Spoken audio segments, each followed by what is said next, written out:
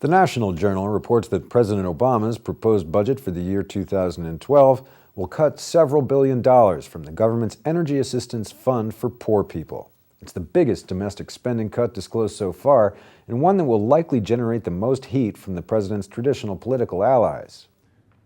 My budget freezes annual domestic spending for the next 5 years, even on programs I care deeply about, which will reduce the deficit by more than $400 billion over the next decade.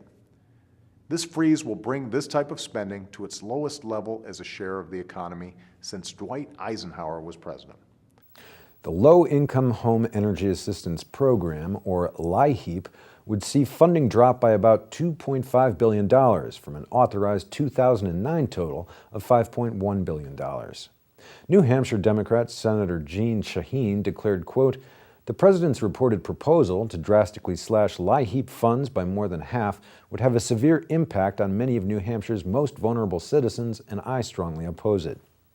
Meanwhile, a spokesman for Democratic Representative Edward Markey said similarly, quote, "If these cuts are real, it would be a very disappointing development for millions of families still struggling through a harsh winter." In 2010, Obama signed into law an omnibus budget resolution that released a total of about $5 billion in LIHEAP grants for 2011. Pointing to the increasing number of Americans who made use of the grants last year, advocates say that LIHEAP is already underfunded. The American Gas Association predicts that 3 million Americans eligible for the program won't be able to receive it unless LIHEAP funding stays at its current level. News of the cut came on the very day that the National Fuel Funds Network, a coalition of energy groups and community advocates, held a Washington Action Day on Capitol Hill to call on Congress to increase funding by at least $1 billion. Since Obama's State of the Union speech, the White House has been eager to show it's serious about deficit reduction.